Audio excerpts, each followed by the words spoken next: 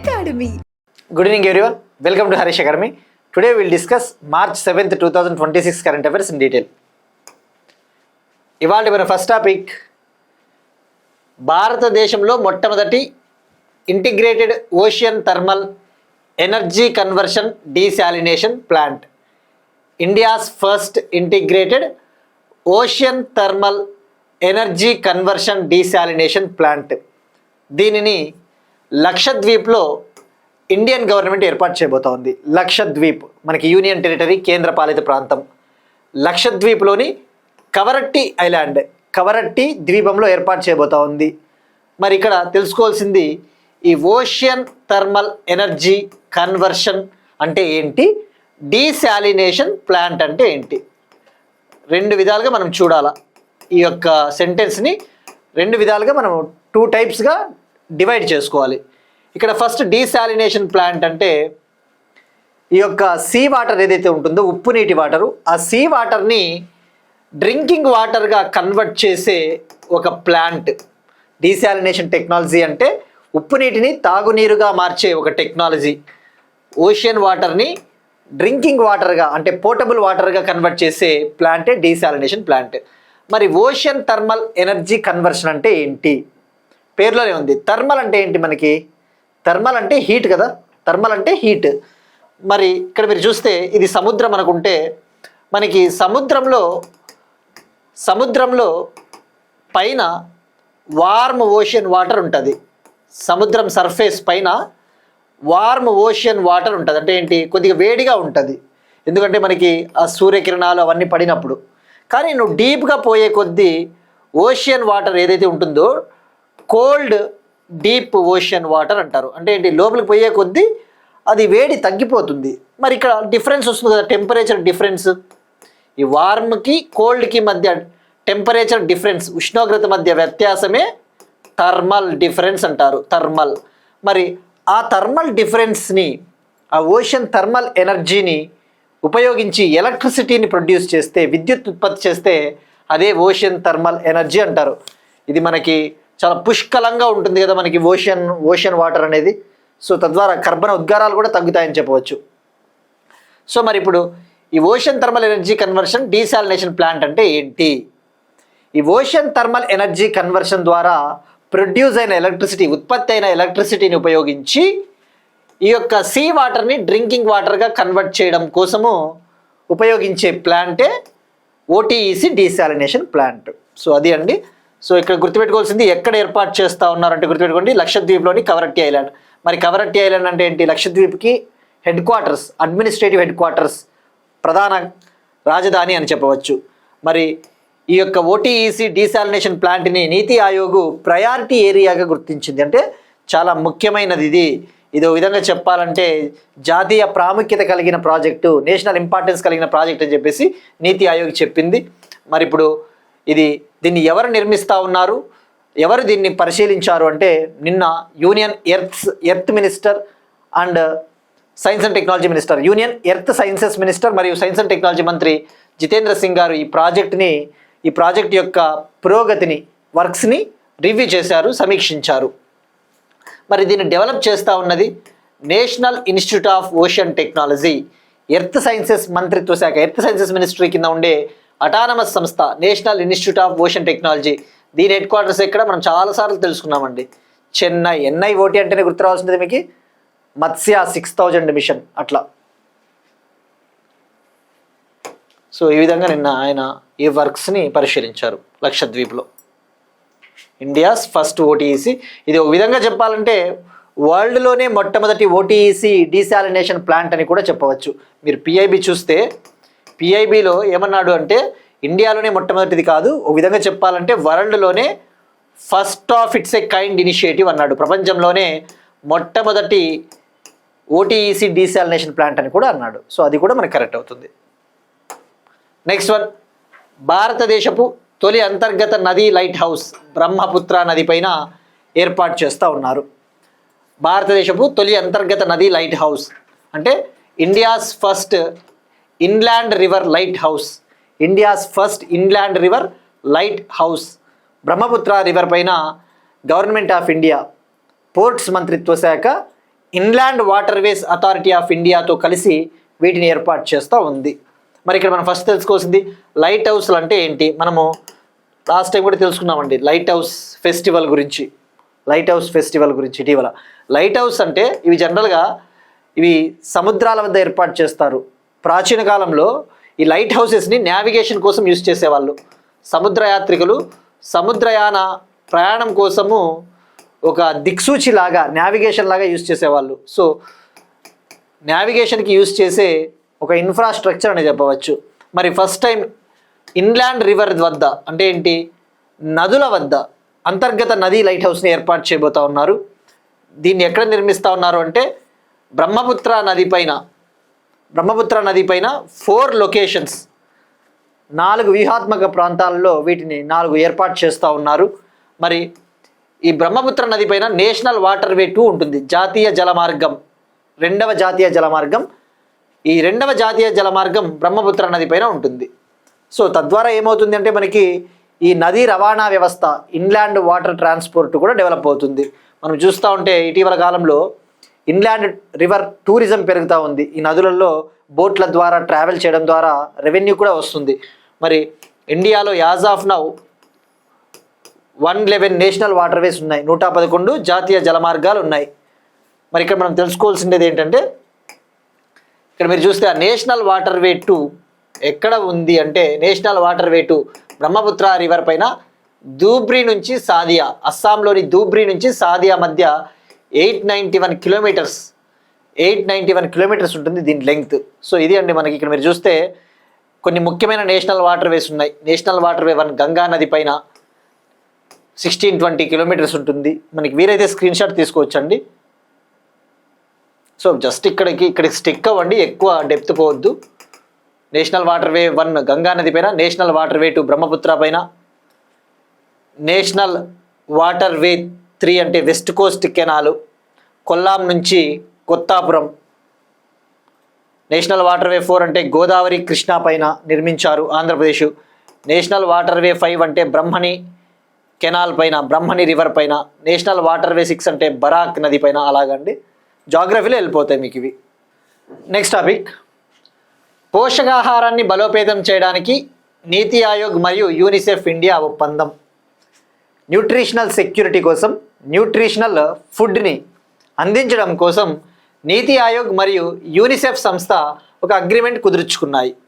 మరి ఇందులో భాగంగా ఏం చేయబోతా ఉన్నారంటే ఇండియాలోని యాస్పిరేషనల్ డిస్ట్రిక్ట్స్, యాస్పిరేషనల్ బ్లాక్స్ ఏవైతే ఉన్నాయో అంటే ఆకాంక్షాత్మక జిల్లాలు, ఆకాంక్షాత్మక బ్లాకులలో ప్రజలకు న్యూట్రిషనల్ ఫుడ్ని అందించాలి అని చెప్పేసి దీనికి సంబంధించి అగ్రిమెంట్ కుదిరింది. మరి ఇందులో భాగంగా యూనిసెఫ్ ఇండియా, ముఖ్యంగా యూనిసెఫ్ సంస్థ ఇండియాకు ఫండింగ్ సపోర్టు, అవసరమైన టెక్నికల్ సపోర్ట్ని అందించబోతా ఉంది. మరి ఇక్కడ మనం ఫస్ట్ తెలుసుకోవాల్సింది యూనిసెఫ్ గురించి విషయానికి వస్తే, యూనిసెఫ్ అంటే యునైటెడ్ నేషన్స్ చిల్డ్రన్స్ ఫండ్. మనకి ఇంటర్నేషనల్ ఆర్గనైజేషన్స్ ఒక టాపిక్ ఉంటుంది ఐఆర్లో, అంతర్జాతీయ సంస్థలు అన్నప్పుడు మనకి ఆ యూనిసెఫ్ కానీ దాని హెడ్ క్వార్టర్స్ ఏంటి, అది ఎప్పుడు ఏర్పాటైంది అటువంటి బేసిక్ డీటెయిల్స్ తెలుసుకోవాలి. దీన్ని యునైటెడ్ నేషన్స్ చిల్డ్రన్స్ ఫండ్ అంటారు. ఇది 1946లో ఏర్పాటైంది. 1946లో ఇది ఏర్పాటైనప్పుడు దీన్ని United Nations International Children's Emergency Fund అనేవాళ్ళు. ఇప్పుడు యునైటెడ్ నేషన్స్ చిల్డ్రన్స్ ఫండ్ అంటే ఇది ఒక ఫండ్ అనమాట. దీనికి వివిధ దేశాలు ఫండ్స్ ఇవ్వడం జరుగుతుంది పిల్లల యొక్క సంక్షేమం కోసం. మరి దీని హెడ్ క్వార్టర్స్ న్యూయార్క్,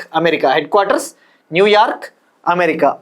సో మరి ఇక్కడ చూస్తే ఇక్కడ మనకి యాస్పిరేషనల్ డిస్ట్రిక్ట్స్ అంటే ఏంటి, యాస్పిరేషనల్ డిస్ట్రిక్ట్స్ అనే ప్రోగ్రామ్ని 2018లో నీతి ఆయోగ్ లాంచ్ చేసింది. దీన్ని actually prime minister Narendra Modi గారు ప్రారంభించారు 2018లో. ఇందులో భాగంగా ఇండియాలో ఉన్న మోస్ట్ అండర్ డెవలప్డ్ డిస్ట్రిక్ట్స్, చాలా వెనుకబడిన జిల్లాలు, వాటిని డెవలప్ చేస్తారు. అలాంటి 112 డిస్ట్రిక్ట్స్ని డెవలప్ చేస్తారు ఆకాంక్షాత్మక జిల్లాల ప్రోగ్రాంలో భాగంగా. ఇక ఆస్పిరేషనల్ బ్లాక్స్ ప్రోగ్రామ్ విషయానికి వస్తే, ఆకాంక్షాత్మక బ్లాకుల ప్రోగ్రామ్ కూడా ఇది కూడా నీతి ఆయోగ్ ఇనిషియేటివ్. దీన్ని 2023లో ప్రైమ్ మినిస్టర్ నరేంద్ర మోడీ గారు దీన్ని ప్రారంభించారు. మరి ఇందులో భాగంగా దేశవ్యాప్తంగా 500 బ్లాక్స్ని డెవలప్ చేస్తారు, 500 బ్లాకుల్ని. బ్లాక్ అంటే ఒక మండలం స్థాయి, ఒక మండలం అనుకోవచ్చు. సో ఇది ఆల్రెడీ మనం తెలుసుకున్నామండి లాస్ట్ టైం నీతి ఆయోగ్కి సంబంధించి క్లియర్గా. సో ఇది గుర్తుపెట్టుకోండి, ఆస్పిరేషనల్ డిస్ట్రిక్ట్స్, ఆస్పిరేషనల్ బ్లాక్స్. ఇక నీతి ఆయోగ్కి ప్రస్తుతం సీఈఓగా నిధి చిబ్బర్ అనే ఒక ఉమెన్ ఐఏఎస్ ఆఫీసర్ని రీసెంట్గానే అపాయింట్ చేశారు అని చెప్పేసి కూడా మనం తెలుసుకున్నాం. నెక్స్ట్ వన్, ప్రపంచంలోనే మొట్టమొదటి ఫ్రాంచైజీ ఆధారిత సైక్లింగ్ లీగ్ ఆఫ్ ఇండియా. ప్రపంచంలోనే మొట్టమొదటి ఫ్రాంచైజీ ఆధారిత cycling league of India. World's first franchise based cycling league of India. దీనికి సంబంధించిన లోగోను union minister, youth affairs and sports minister, యువజన వ్యవహారాలు క్రీడల మంత్రి మన్సుఖ్ మాండవియా గారు లోగోని లాంచ్ చేశారు. మనం ఎగ్జామ్ పాయింట్ ఆఫ్ తెలుసుకోవాల్సింది ఏంటిది, పేరులోనే ఉంది సైక్లింగ్ లీగ్ ఆఫ్ ఇండియా అంటే ఇది ఒక సైక్లింగ్ రేసు.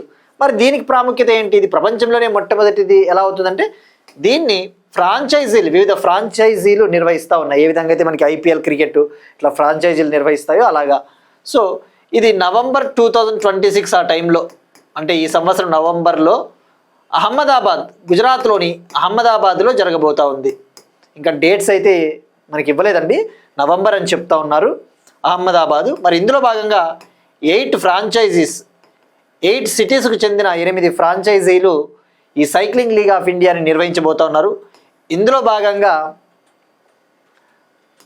8 టీమ్స్ పాల్గొంటాయి. ప్రతి టీంలో కూడా 10 సైక్లిస్ట్స్ ఉంటారు, అంటే 10 మంది ఈ సైకిల్ తొక్కేవాళ్ళు, 10 మంది సైక్లిస్టులు పాల్గొంటారు. ఇందులో 2 ఇంటర్నేషనల్ సైక్లిస్ట్స్ ఉంటారు. సో దీన్ని నిర్వహించే మంత్రిత్వ శాఖ గుర్తుపెట్టుకోండి, union ministry of youth affairs and sports. Next one, me health mobile application. Kerala health department me health అనే ఒక మొబైల్ అప్లికేషన్ని లాంచ్ చేసింది.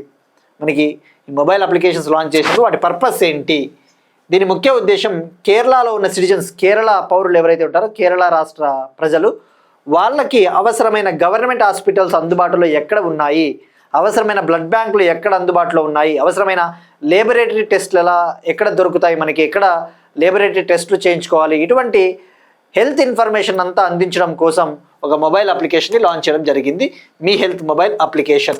మరి ఇందులో భాగంగా 10 కిలోమీటర్స్ పరిధిలో, 10 కిలోమీటర్ల పరిధిలో ఉన్న మొత్తం government hospitals, laboratories, blood banks అటువంటివన్నీ కూడా చూపించడం జరుగుతుంది.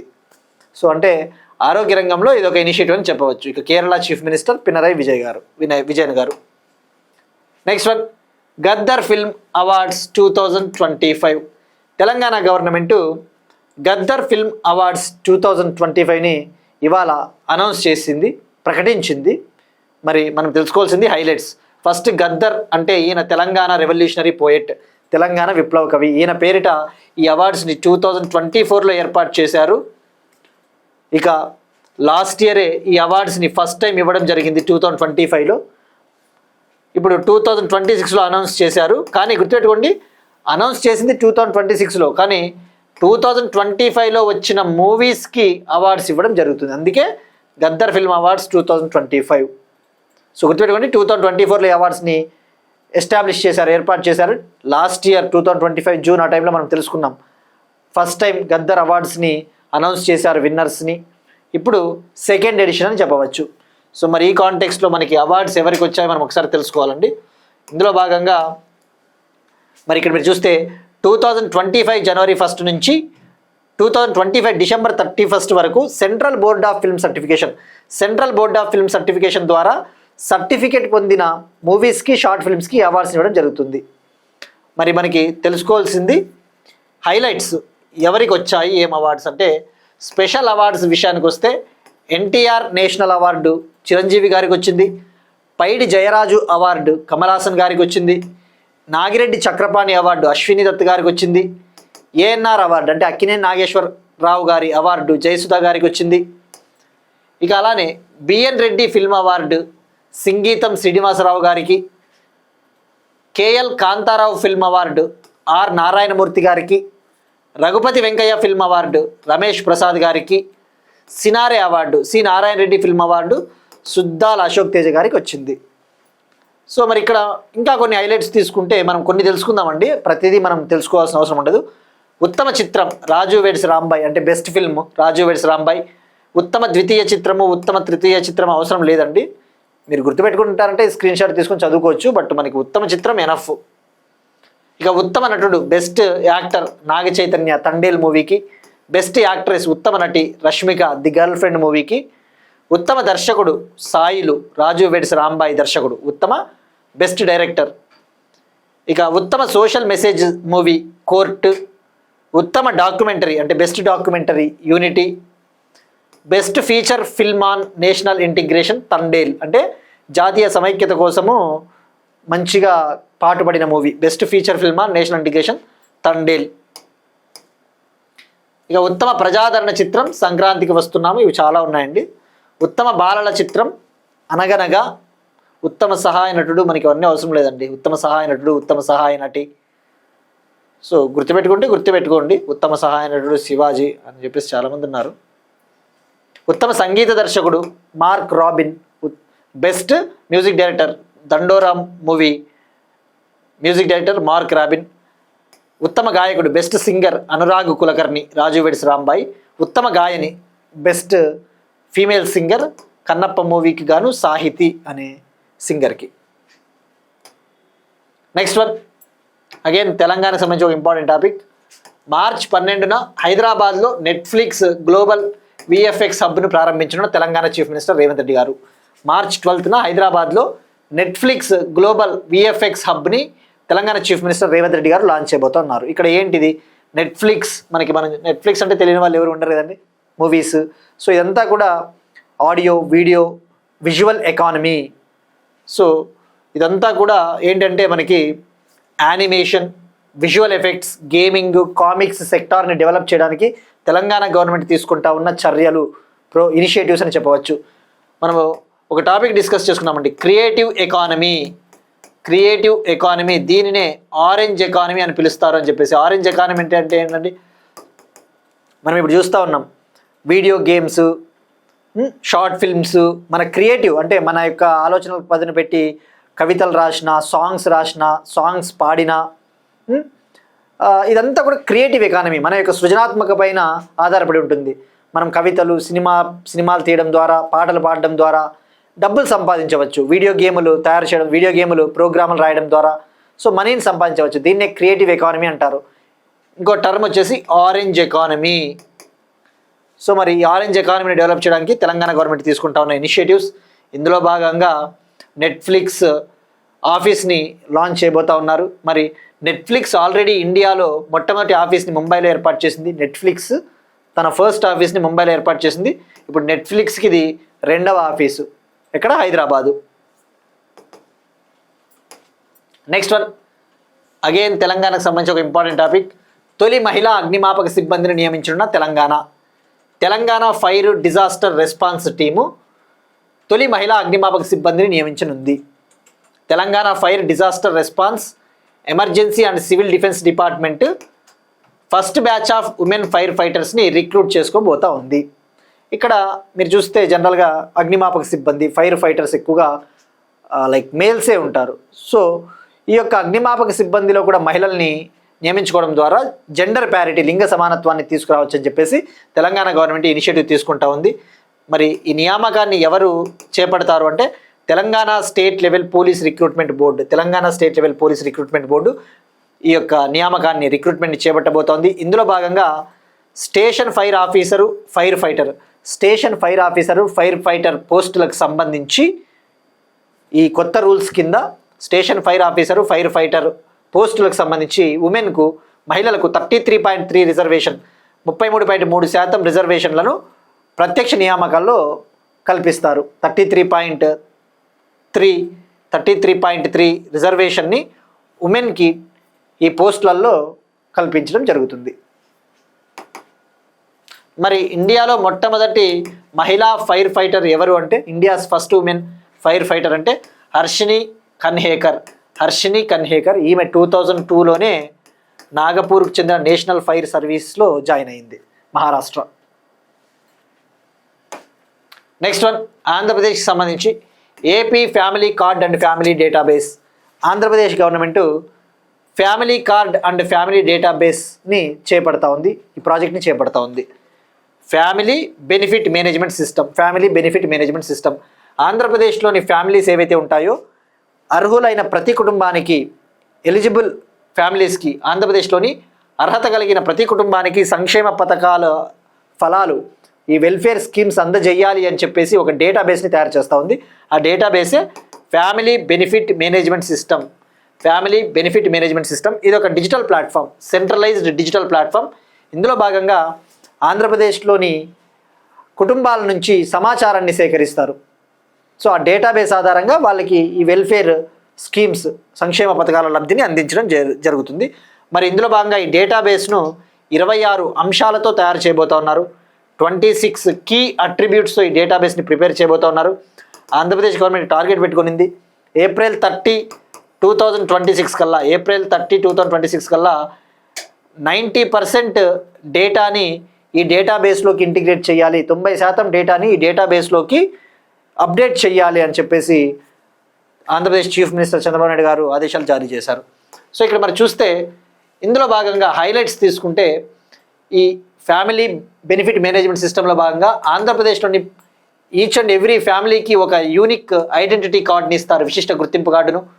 మరి ఆ ఫ్యామిలీ డేటాబేస్ 26 అంశాల ఆధారంగా తయారు చేస్తారు. ఇందులో ఏముంటాయంటే family ID, Aadhaar number, rice card ID, educational qualifications, address, mobile number, agriculture ల్యాండ్కి సంబంధించిన డీటెయిల్స్ వివరాలు, మళ్ళీ అర్బన్ రూరల్ ప్రాపర్టీ డీటెయిల్స్, పట్టణ మరియు గ్రామీణ ఆస్తుల వివరాలు, అటువంటివి మొదలైనవి ఉంటాయి. మరి వీళ్ళు ఈ డేటా అంతా కూడా ఎక్కడి నుంచి సేకరిస్తారు అంటే నాట్ ఓన్లీ హౌసెస్, ఇళ్ళ నుంచే కాకుండా డిస్కమ్స్ అంటే ఆ ఇంటికి సంబంధించిన ఎలక్ట్రిసిటీ డీటెయిల్స్, డిస్కమ్స్ నుంచి విద్యుత్ వినియోగము, భూమి రికార్డులు, vehicles registration details, income tax details, Panchayati Raj మరియు ఇతర శాఖల నుంచి డేటాని గవర్నమెంట్ ఆఫ్ ఆంధ్రప్రదేశ్ కలెక్ట్ చేయడం జరుగుతుంది. సో గుర్తుపెట్టుకోండి 26 అంశాలు. నెక్స్ట్ వన్ ఎకానమీకి సంబంధించి రష్యా చమురు కొనుగోలుకు భారత్కు 30 రోజుల మినహాయింపు ఇచ్చిన అమెరికా. రష్యా చమురు కొనుగోలుకు భారత్కు 30 రోజుల మినహాయింపు ఇచ్చిన అమెరికా రష్యన్ ఆయిల్ని ఇండియా కొనుక్కోవడం కోసం 30 డేస్ ఎగ్జెంప్షన్ ఇచ్చింది. ఎగ్జెంప్షన్ అంటే ఎగ్జెంప్షన్ ఆర్ వైవర్ అని చెప్పవచ్చు. వైవర్ రష్యా నుంచి ఆయిల్ కొనుక్కోవడం కోసం ఇండియాకు 30 రోజుల పాటు మినహాయింపు, అంటే సుంకాల మినహాయింపు. రష్యా నుంచి ఆయిల్ కొంటే ఇండియా పైన మేము సుంకాలు విధిస్తామని కూడా గతంలో అమెరికా చెప్పింది కదా. మనం ఒక టాపిక్ డిస్కస్ చేసుకున్నాం ఇటీవల. ఇండియాకి అమెరికాకి మధ్య ఒక ట్రేడ్ డీల్ ఫైనలైజ్ అయ్యే దశలో ఉంది, కుదిరే దశలో ఉంది. అందులో భాగంగా అమెరికా ఇండియా పైన విధించిన 50% టారిఫ్ని 18%కి తగ్గిస్తా ఉన్నట్టు డొనాల్డ్ ట్రంప్ ప్రకటించాలని చెప్పేసి తెలుసుకుందాం. మరి ఇక్కడ అసలు ఎందుకు ఇప్పుడు రష్యా చమురు కొనుగోలుకు భారత్కు 30 రోజుల మినహాయింపు ఎందుకు ఇచ్చింది అమెరికా? అటువంటి బేసిక్ డీటెయిల్స్ తెలుసుకోవాలా. మనం ఆల్రెడీ ఇక్కడ చూస్తే వెస్ట్ ఏషియా క్రైసిస్, పశ్చిమాసియాలో ఈ స్ట్రైట్ ఆఫ్ హార్ముజ్ జలసంధి సంక్షోభం ఉంది. ఇరాను ఆ యొక్క హార్ముజ్ జలసంధిని మూసివేస్తామని చెప్పేసి కూడా హెచ్చరించింది. సో మరి హార్ముజ్ జలసంధి మనకి చాలా ప్రాముఖ్యత కదా, చాలా ఇంపార్టెంట్ మనకి. ఎందుకంటే మనము ఏదైతే ఆయిల్ని దిగుమతి చేసుకుంటా ఉన్నామో అందులో 55% హార్ముజ్ జలసంధి గుండానే మనకి వస్తుంది. మనం దిగుమతి చేసుకునే ఆయిల్ ఎక్కడి నుంచి ట్రాన్స్పోర్ట్ అవుతుంది? హార్ముజ్ జలసంధి గుండా వస్తుంది. మనం దిగుమతి చేసుకునే ఆయిల్లో 55% ఆయిల్ ఆ సరఫరా ఆ స్ట్రైట్ ఆఫ్ హార్ముజ్ నుంచే వస్తుంది. So India's 55% of oil comes from the strait of Hormuz route. మరి ఇప్పుడు మనం రీసెంట్గానే ఒక టాపిక్ డిస్కస్ చేసుకున్నాం. జనవరి 2026లో మన ఆయిల్ దిగుమతులలో రష్యా యొక్క ఆయిల్ ఎగుమతులు 19% పడిపోయాయి. ఇది సుమారుగా గత 44 నెలల్లో ఎన్నడూ లేనంత కనిష్ట స్థాయికి చేరుకుందని చెప్పేసి తెలుసుకున్నాం. జనవరి 2026లో ఇండియా యొక్క ఆయిల్ ఇంపోర్ట్స్లో రష్యా యొక్క ఆయిల్ ఎక్స్పోర్ట్స్ షేర్ వాటా 19%కి పడిపోయింది. జనవరి 2026లో ఇండియా దిగుమతి చేసుకున్న ఆయిల్ విలువలో రష్యా యొక్క వాటా $1.98 బిలియన్ అంతే. మనకి అంత అవసరం లేదండి, జస్ట్ ట్రెండ్స్ గుర్తుపెట్టుకోండి. బట్ ఇప్పటికీ మనకి అతిపెద్ద ఆయిల్ ఎగుమతిదారు అంటే రష్యానే. Still India's largest exporter of oil is Russia. అదే మనకి అత్యధికంగా ఎల్పిజి గ్యాస్ ఏ కంట్రీ నుంచి వస్తూ ఉందంటే ఖతర్, గల్ఫ్ కంట్రీ అయిన ఖతర్. ఇండియాకి అత్యధికంగా మనం దిగుమతి చేసుకుంటా ఉన్న గ్యాస్లో అత్యధికంగా గ్యాస్ ఏ కంట్రీ నుంచి వస్తూ ఉందంటే మనకి Qatar. India's highest LNG or LPG is coming from Qatar. So ఇప్పుడు గుర్తుపెట్టుకోండి, జస్ట్ 30 రోజుల మినహాయింపు ఇచ్చింది.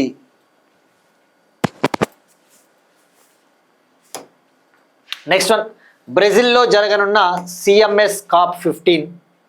బ్రెజిల్లో జరగనున్న సిఎంఎస్ కాప్ 15. సిఎంఎస్ అంటే convention on migratory species. Convention on migratory species. CMS అంటే convention on migratory species. COP అంటే కాప్, కాన్ఫరెన్స్ ఆఫ్ పార్టీస్, దేశాల సదస్సు.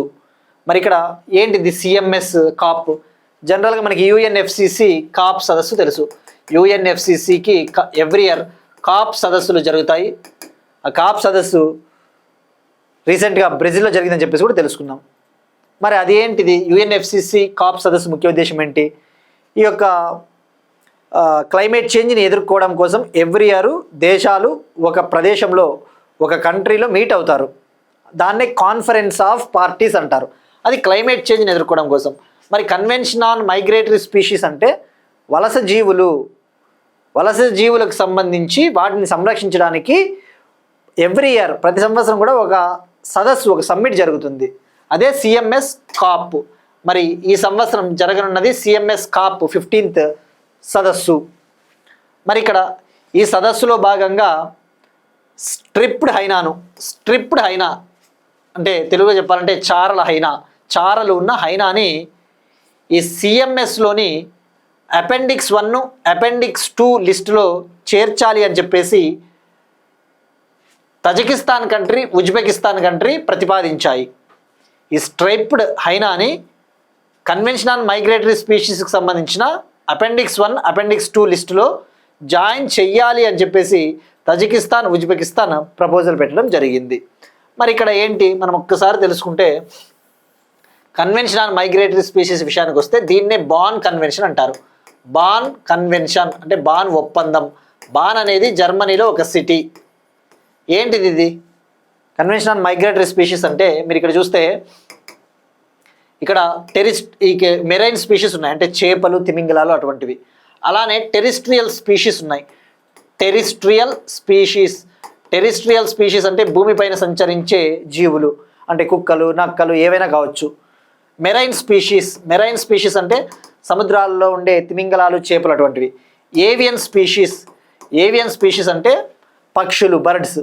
మరి ఈ టెరిస్ట్రియల్, మెరైన్, ఏవియన్ స్పీషీస్ని ప్రొటెక్ట్ చేయడం కోసం ఒక కన్వెన్షన్, వాటిని సంరక్షించడం కోసం ఒక ఒప్పందం, అదే కన్వెన్షన్ ఆన్ మైగ్రేటరీ స్పీషీస్. దాన్నే బాన్ కన్వెన్షన్ అంటారు.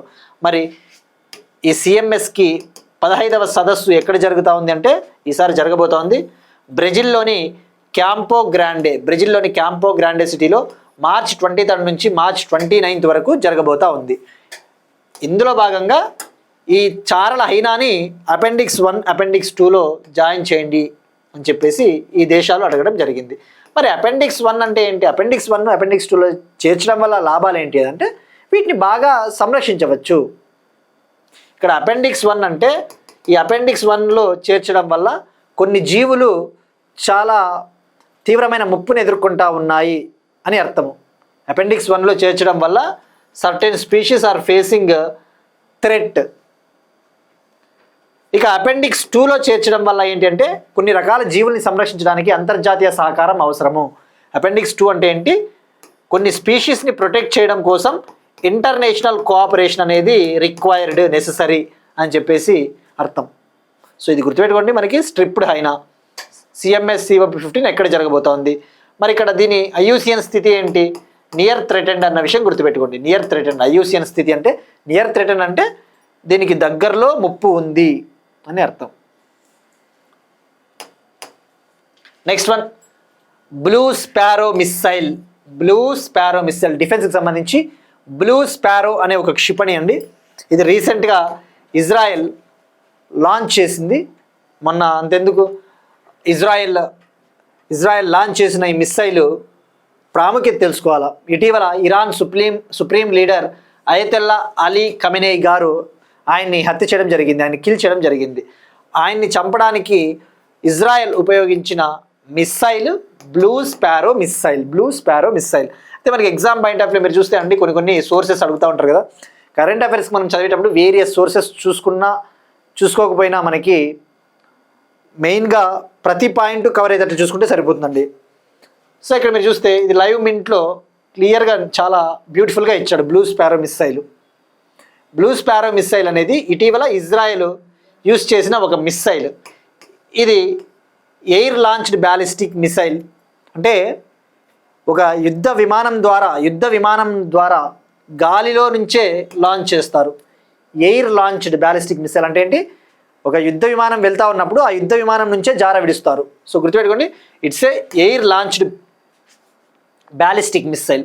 మరి దీన్ని ఎవరు డెవలప్ చేశారంటే రాఫెల్ అడ్వాన్స్డ్ డిఫెన్స్ సిస్టమ్స్ సంస్థ దీన్ని డెవలప్ చేయడం జరిగింది. సో ఇక్కడ ఇంకో కన్ఫ్యూజ్ అవుతుందండి. ఈ రాఫెల్ అడ్వాన్స్డ్ డిఫెన్స్ సిస్టమ్ అనేది ఇజ్రాయెల్కు చెందిన కంపెనీ. ఇక్కడ రాఫెల్ అంటే మళ్ళీ ఫ్రాన్స్ అనుకోవద్దండి. రాఫెల్ ఫైటర్ జెట్స్ని ఎవరు డెవలప్ చేస్తారు? ఫ్రాన్స్కు చెందిన డసాల్ట్ ఏవియేషన్ కంపెనీ. ఇక్కడ పేర్లో రాఫెల్ ఉంది కదా అని చెప్పేసి అట్లా అనుకోవద్దండి. Rafael advanced defence systems Israel company. మరి దీన్ని ఎక్కడి నుంచి ఎలా లాంచ్ చేస్తారంటే F-15 eagle fighter aircraft నుంచి లాంచ్ చేస్తారు. F-15 eagle fighter air craft. ఇక్కడ మీరు F-15 eagle fighter air craft అంటేనే గుర్తురావాల్సినది ఇది అమెరికాకు చెందిన ట్విన్ ఇంజన్ ఎయిర్ క్రాఫ్ట్. రెండు ఇంజన్లు గల యుద్ధ విమానం అన్న విషయం గుర్తుపెట్టుకోండి. రేపు పొద్దున మ్యాచ్ ద ఫాలోయింగ్లో ఇస్తాడండి F-15. మరి దీని రేంజ్ వచ్చేసి 2000 కిలోమీటర్స్ రేంజ్, 2000 కిలోమీటర్లు దూసుకుని పోగలదు. 1900 కేజీ ఉంటుంది, 1900 కేజీల వెయిట్ ఉంటుంది. 6.5 మీటర్స్ లాంగ్ ఉంటుంది, 6.5 మీటర్ల పొడవు ఉంటుంది. సో గుర్తుపెట్టుకోండి, blue sparrow missile Israel. Next one, ప్రపంచంలోనే తొలిసారిగా పార్కిన్సన్స్ వ్యాధికి స్టెమ్ సెల్ చికిత్సను అభివృద్ధి చేసిన జపాన్. ప్రపంచంలోనే తొలిసారిగా పార్కిన్సన్స్ వ్యాధికి స్టెమ్ సెల్ చికిత్సను అభివృద్ధి చేసిన Japan developed stem cell treatment for the Parkinson's disease for the first time in the world. Japan developed stem cells based treatment for the Parkinson's disease. మరి ఇక్కడ మనం ఫస్ట్ తెలుసుకోవాల్సినది పార్కిన్సన్స్ డిసీజ్ అంటే ఇది ఒక neurological disorder, అంటే neurological వ్యాధి.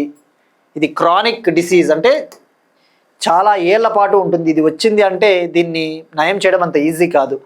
ప్రపంచవ్యాప్తంగా 10 million people ఈ వ్యాధితో బాధపడతా ఉన్నారు. మన యొక్క మోటార్ సిస్టమ్ అంటే మన బ్రెయిన్ సిస్టమ్ని అఫెక్ట్ చేస్తుంది పార్కిన్సన్స్ డిసీజ్. మరి ఇక్కడ తెలుసుకోవాల్సింది ఏంటంటే స్టెమ్ సెల్స్ ఆధారిత ట్రీట్మెంట్ని అభివృద్ధి చేయడం జరిగింది జపాన్. మనం తెలుసుకున్నాం కదండి, స్టెమ్ సెల్స్ అంటే మూల కణాలు అంటారని చెప్పేసి. స్టెమ్ సెల్స్ అంటే మూల కణాలు. మరి ఈ మూల కణాలు అంటే ఏంటివి? ఈ మూల కణాల నుంచే మన బాడీలో ఉన్న డిఫరెంట్ సెల్స్ తయారవుతాయి. మూల కణాలు, ఈ స్టెమ్ సెల్స్ నుంచే హార్ట్ సెల్స్ అయినా, లివర్ సెల్స్ అయినా, ఉదాహరణకు బొడ్డు తాడు అంటారు కదండి. చిన్న పిల్లవాడు పుట్టిన తర్వాత, శిశువు జన్మించిన తర్వాత తల్లి గర్భం నుంచి శిశువుకి ఆ బ్లడ్ సరఫరా అయ్యేలాగా న్యూట్రియంట్ లైక్ చాలా హెల్తీగా పుట్టాలి అంటే బొడ్డు తాడు అంటారు. మరి ఆ బొడ్డు తాడు కూడా ఒక విధంగా చెప్పాలంటే స్టెమ్ సెల్లే. ఈ స్టెమ్ సెల్స్ని జనరల్గా ఈ మూల కణాలు పుట్టినప్పుడే ఈ స్టెమ్ సెల్స్ ఏవైతే ఉంటాయో ఆ మూల కణాలని తీసుకొని వివిధ రకాల వ్యాధులకి చికిత్స కోసం ఉపయోగిస్తారు. మరి ఇప్పుడు ఈ స్టెమ్ సెల్స్ని ఈ యొక్క పేషెంట్ బ్రెయిన్ ఏదైతే ఉంటుందో ఆ పార్కిన్సన్స్ వ్యాధితో బాధపడుతున్న పేషెంట్ బ్రెయిన్లోకి ఈ సెల్స్ని ఎక్కించడం జరుగుతుంది. తద్వారా కోలుకోవడానికి పాసిబుల్ అవుతుంది. స్టెమ్ సెల్స్ మనం తెలుసుకున్నాం. ప్లూరిపొటెంట్ స్టెమ్ సెల్స్ అంటే ఏంటి? వివిధ రకాలుగా కణాలుగా అభివృద్ధి చెందే సామర్థ్యం ఉన్న కణాలు స్టెమ్ సెల్స్, వాటినే ప్లూరిపొటెంట్ సెల్స్ అంటారు. Next one, important days in news. వార్తల్లో ముఖ్యమైన దినోత్సవాలు. జన్ ఔషధి దివాస్. జన్ ఔషధి దివాస్ మనం నిన్న తెలుసుకున్నాం కదండి. ఎవ్రీ ఇయర్ మార్చ్ 7న జన్ ఔషధి దివాస్గా సెలబ్రేట్ చేసుకుంటాము. ప్రజలకి తక్కువ ఖర్చులో ఈ యొక్క జెనరిక్ మెడిసిన్స్ అందించాలన్న లక్ష్యంతో 2019 నుంచి మనము ఈ జన ఔషధి దివాస్ని సెలబ్రేట్ చేసుకుంటా ఉన్నాం. ఈ సంవత్సరం మనం జరుపుకుంటా ఉన్నది 8th జన్ ఔషధి దివాస్, మార్చ్ 7th. దీన్ని నిర్వహించేది ministry of chemicals and fertilisers మంత్రిత్వ శాఖ. జెనరిక్ మెడిసిన్స్ని పీపుల్కి అఫోర్డబుల్ కాస్ట్తో ప్రొవైడ్ చేయాలనేదే దీని ముఖ్య ఉద్దేశం. మరి థీమ్ విషయానికి వస్తే థీమ్ అనేది చాలా పెద్దగా ఉందండి, వీలైతే గుర్తుపెట్టుకోండి, అదర్వైజ్ లైట్. థీమ్ వచ్చేసి జన ఔషధి సస్తి బి, భరోసే మంద్ బి, సెహత్ కి బాత్, బచత్ కే సాత్. అంటే ఇంగ్లీష్లో చెప్పాలంటే Jan Aushadhi is affordable as well as reliable, it ensures health along with savings. అంటే ఏంటి, ఈ జన ఔషధి, ఈ జనరిక్ ఔషధం అనేది చాలా చౌకైనది, నమ్మదగినది, మన ఆరోగ్యాన్ని సంరక్షిస్తుంది, మన ఖర్చును కూడా, ఆరోగ్య ఖర్చును కూడా తగ్గిస్తుంది. సో ఇక్కడ గుర్తుపెట్టుకోండి, మార్చ్ 7th ఎవ్రీ ఇయర్ ఏ మంత్రిత్వ శాఖ. ఇక దీనికోసం ప్రధానమంత్రి భారతీయ జన ఔషధి పరియోజనని 2008లో ministry of chemicals and fertilisers మంత్రిత్వ శాఖ కింద ఉండే డిపార్ట్మెంట్ ఆఫ్ ఫార్మాస్యూటికల్స్ లాంచ్ చేసిందని చెప్పేసి కూడా తెలుసుకున్నాం. రైట్. ఇక ఇవాళ క్వశ్చన్ అండి, మనం ఇది లాస్ట్ ఇయర్ డిస్కస్ చేసుకున్నాం. మార్చ్ 26 నుంచి ఏప్రిల్ 6 వరకు ఏ రాష్ట్రంలో మొట్టమొదటి ఖేలో ఇండియా ట్రైబల్ గేమ్స్ జరగబోతా ఉన్నాయి? First ever Khelo India tribal games March 26 నుంచి ఏప్రిల్ 6 వరకు ఏ స్టేట్లో జరగబోతా ఉన్నాయి? Option A Odisha, B Chhattisgarh, C Jharkhand, D Madhya Pradesh. ఇది ట్రై చేయండి. ఇక నిన్నటి క్వశ్చన్కి సమాధానం, Rajmarg Pravesh web portal. Update చేయబడిన రాజ్మార్గ్ ప్రవేశ్ వెబ్ పోర్టల్ని ఎవరు ప్రారంభించారంటే ministry of road transport and highways, road transport హైవేల మంత్రిత్వ శాఖ మంత్రి నితిన్ గడ్కరీ గారు. దీని ముఖ్య ఉద్దేశం ఏంటి, ఈ యొక్క నేషనల్ హైవేస్ పక్కన ఫ్యూయల్ స్టేషన్స్కి, ఇంధన స్టేషన్లకి అవసరమైన నో అబ్జెక్షన్ సర్టిఫికెట్స్ని ఈజీగా సులభతరంగా పొందడం కోసం, అలానే నేషనల్ హైవేస్ పక్కన ఎవరైనా సిటిజన్స్, ఇండస్ట్రీసు, బిజినెస్లు ఏర్పాటు చేసుకోవాలన్నా అవసరమైన పర్మిషన్ ఆన్లైన్లో సులభతరంగా పొందడం కోసం రాజ్మార్గ్ ప్రవేశ్ వెబ్ పోర్టల్ని డెవలప్ చేయడం జరిగింది. ఇవి ఇవాళ కరెంట్ అఫైర్స్ అండి. ఒకసారి క్విక్గా రీక్యాప్ చేద్దాం.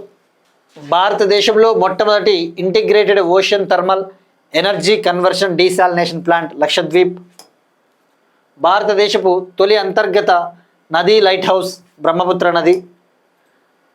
యూనిసెఫ్ ఇండియా మరియు నీతి ఆయోగ్ ఒప్పందం. ప్రపంచంలోనే మొట్టమొదటి ఫ్రాంచైజీ ఆధారిత సైక్లింగ్ లీగ్ ఆఫ్ ఇండియా.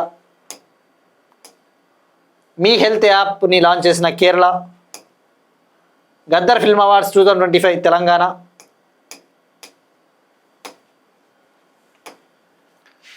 హైదరాబాద్లో నెట్ఫ్లిక్స్ గ్లోబల్ విఎఫ్ఎక్స్ హబ్ను ప్రారంభించిన తెలంగాణ చీఫ్ మినిస్టర్ రేవంత్ రెడ్డి గారు.